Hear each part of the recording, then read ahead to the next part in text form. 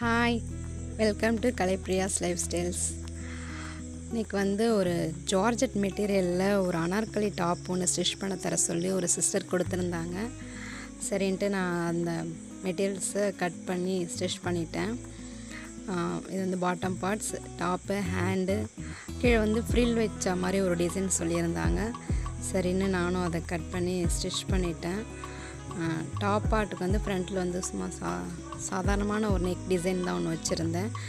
கீழே டாட்லாம் பிடிச்சிட்டு bottom பார்ட்ஸ்லாம் attach பண்ணி முடிச்சுட்டு அதுக்கப்புறமா ஃப்ரில் மேக் பண்ணி இந்த டாப் பார்ட்டோட நான் அட்டாச் பண்ணிட்டேன்.